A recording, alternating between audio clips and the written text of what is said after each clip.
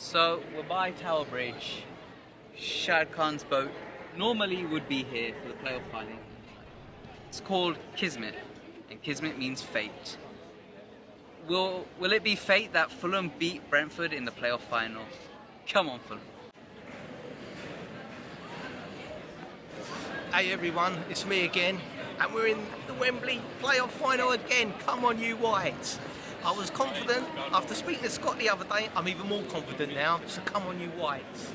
They're not Real Madrid, you know. They've got threats, but then so have we, and we've got a very capable team. And Scott Parker has showed that he can mix it up, he can change tactics. So I don't think there's anything to be worried about. It's Fulham, where we've got Premiership experience, we've got playoff experience, we've got quality players who can rise to the occasion and not be frightened by it. Well, I just walked down by Covent Garden, walked past the Lyceum, seen the Lion King. I want Fulham to come out of their cages and roar like anything and bite the butts of Brentford and take that trophy and get back to the Premiership. Just come out and just do the business. Hello, I'm Fulham in Japan, and I'm wishing Scott's team the best of luck in the Championship playoff final. Considering we're playing Brentford, I really want us to win. Come on, Fulham. Hi guys, here are the Italian Fulham fans in Seregno, Italy. We would like to wish good luck to the boys for tomorrow's game, and hopefully we will soon be back where we belong, in the Premier League. Come on, you Whites! Hi Fulham fans, this is Gus. I'm here with my two brothers Guillermo and Matt, and my dad Carlos. We're from France and we'll be supporting the Whites tomorrow, here from Burgundy in France. All the best to the players, shame we can't make it there. Come on, you Whites! Come on! Hello, this is Sweden calling on vacation here at Västkusten. Would rather much be in England at this moment and at the Wembley tomorrow, but we can't, so we'll be cheering on from here. Come on, you Whites, and Mitro's on fire! Hey, greetings Fulham family. Just want to give you a quick shout out from the capital of California, Sacramento. We can probably see the Capitol building just in the background there. Lovely day here, a little hot, but anyhow, I just want to give the boys, we'll wish them good luck, and sorry I couldn't be there. I was there last time around, but I'll be wearing my lucky whites on Tuesday, and you know, all you can ask for is an opportunity, and we have it. Hi all Fulham fans, my name is Youssef. I'm currently in Dubai, the United Arab Emirates. It's very hot and sunny today, but nevertheless, I would like to wish Scott Parker, all the players, on behalf of all the Fulham FC fan base all over the world, my support and their support as well. Let's put one over Brentford. You Whites! Differences between Scott Parker and Thomas Frank? Do you know what? Thomas, who? Never heard of him. Don't know much about him. Was he ever a footballer? At least we know about what Scott Parker's done, and he's managing the oldest club in London, the best club in London. We know that much with Scott, but the other bloke, forget him not. Let's carry on with Fulham. Since he's from Denmark, I don't know what his results were out there or what he's done. Really haven't looked into him. But when you see a Brentford side that is being lauded by most of the pundits as a attacking, exciting side, then he's obviously doing something right. Just for Brentford to be where they are now is a big achievement, given their historical background. Tony, why are you confident about Scott Parker now? You know, he's had 1 year of management, and look, he's got us back to the final. And it's funny, the other night I was in the Cedar Tree with a lot of my old crony friends. Been going for Fulham for years, I have, and after we went through, we lost, but we went through, but we won the game, as we said on that. Overall, went down to Craven Cottage to see the coach. Players leave off. There was a group of people there, and funny enough, Scott came out just about as he got on the coach. He saw me with my flag. He actually came up to me personally, which was nice of him, and thanked me for all my support. He said, "I've seen you around a lot, and I really want to thank you personally for your support." I thought that was really nice of the guy. He actually said, "You happy?" You know, he asked me, "Was I happy?" And I also thanked him for what he's done to get us back there. He's very cool though, he's clever. He actually said, still one more game to go. You know, still another game, we're all in this together. I don't know how much big game experience this Thomas Frank has when it comes to like the final crunch. He was in his press conference. He was very positive about the team and the things that you want to hear from a manager. Like, yeah, we're going to win. We are not worried because we're going to go. We're going to be in the Premier League. We're going to win this game. So he gives off a very positive energy. Whereas Scott Parker, he's learnt from the best. He was here. He was after all, he was one of the top footballers in the last 20 years. Don't forget, because I think I think it's the Ballon d'Or. I think it's the European Footballer of the Year. It went something like Thierry Henry, Scott Parker, Ronaldo. And when he was playing in about 2007, so he was one of the top footballers of the. He was recognised as one of the top footballers, and he's taken that style into management. I think, as he knows what he wants to do. See the reaction of Thomas Frank when you think they'd actually won the league already, whereas Scott Parker took it as, we're doing a professional job here. We've got the job done today. We're on to the next stage. So I quite like that. I was also mentioned to him about his press conferences on Sky after the games. I thought he came over really professional. He also came over as very gracious and humble, which I liked about him as well. So, and that was actually backed up by, I had to do another screening with Sky Bet for a YouTube link yesterday in Fulham, and they did a surprise. They linked me up with Bobby de Cordova-Reid at the training ground, spoke to him, and they're all up for it. But that was backed up. His graciousness and humbleness, Parker, was even backed up by the footballers. They've got a lot of respect for him, and yeah, they're confident. I mean, obviously, it was funny against that Cardiff game, which Cardiff is a team like no other team. Lobbing balls left, right, and centre, even throw-ins are from the halfway line into the box. So they did get a bit nervous when they scored that second goal straight after half-time, and it just knocked them out of the sync, out of their plan. But they feel that it'll be a lot more easier. When I say easier, it'll be a tight game, it'll be a tough game, but at least they're against a footballing team, and I hate to say it, Brentford are a footballing team, as we've seen. Oh dear, getting coronavirus now saying that. Sorry about that.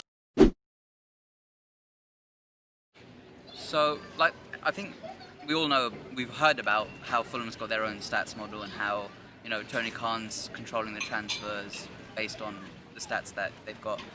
But I think Brentford is probably very, very successful that we don't hear as much about.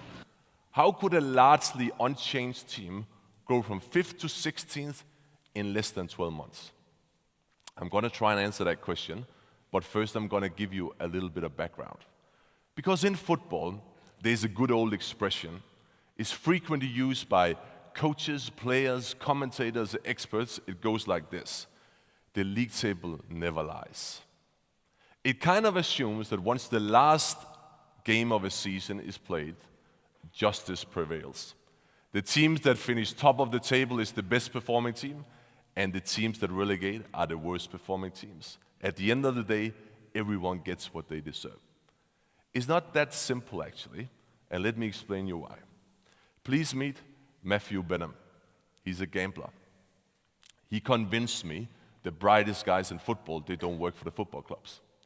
They work in the gambling industry. And I'm not talking about the amateur gambler, the guy that is placing a bet every Saturday morning to trigger his weekly rush of adrenaline. I'm talking about the pros, the guys that are using sophisticated mathematical models to place the bets. That's the brightest guys, and Matthew is one of them. He's an Oxford graduate in physics that decided to set up his own betting syndicate in North London, basically an office full of PhD statisticians calculating the probabilities for the outcome of football games. That has made him a rich man. So rich, he decided to buy the football club he supported since he was a teenager, Brentford in West London. And that's where I met him 5 years ago, at Jersey Road, the training ground of Brentford. At the time we met, Brentford was third in League One, which is the third tier of English football. There was only 5 games remaining of the season and Brentford was pushing for promotion. So I said to Matthew, what do you think? Are you going to promote this season? What does your gut feel say?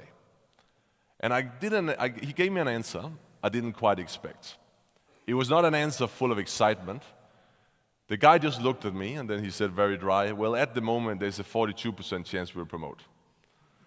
That comment made me realize that I met someone who thought completely different about the game than I ever met before. Over the next couple of months, Matthew and I started to meet regularly, to exchange ideas about how you could run a football club differently. In particular, how would it be possible to break the correlation between spending and results that seems to exist? Is it possible to not outspend but outthink the competition by using the weapons of a gambler, data and analytics? What they've done is they have like this, like I think it's almost like a global scouting system that they've been working on, where they've got like people all over the different divisions scouring different players. So one of the more like famous ones they've got in their squad right now is Mbuemo. He came from the French second division, and it's all because one of their scouts in France, who I think he was like a teacher or something, and he just went to one of his games and then started scouting on him, and then Brentford brought him in for cheap, and now he's got 16, 17 goals this season. So he's been, I mean, you just see this time and time again with Brentford, where they buy players on the cheap that are relatively unknown, and then they're able to sell them for a lot of money, and that's how they run as a club, and credit to them, it's very successful. You talk about historical stats, I believe Brentford haven't been in the top tier since 1947. We know they've never been in the Premiership, but since 1947 they haven't been in the top tier. And historical stats, I believe when you look at the results overall, they've had about 22 wins, we've had 21, and there's 17 draws. So it's quite evenly matched. They've had one more win more than us, but we'll even that when we play them on Tuesday.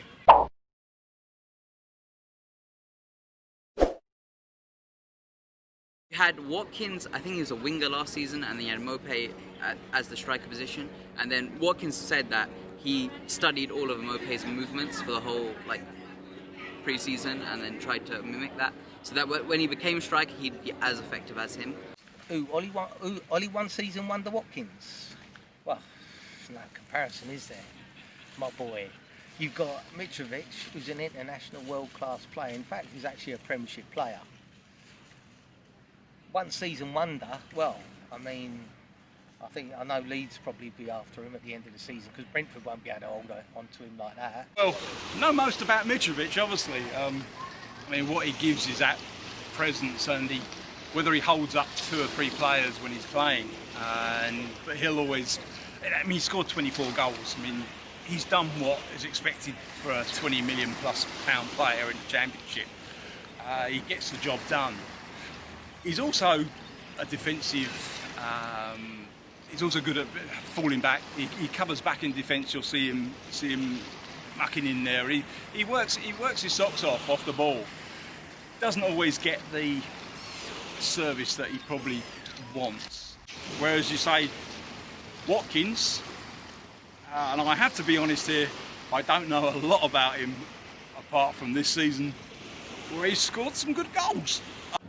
If Mitrovic is fully fit and is come back and he's healthy, because also that he's basically had a week off, so hopefully he's re-energized and everything. Because we've seen other times when Mitrovic has not been playing and then he comes back. I remember the Huddersfield game, there was another game as well. He comes back, he scores a goal. Hopefully that's the case on Tuesday, and if he can score a goal, hopefully we're up for it and we can see it through. So the only difference, it's not only difference, it's quite a big difference from what we had 2 years ago, is the fans and all that euphoria.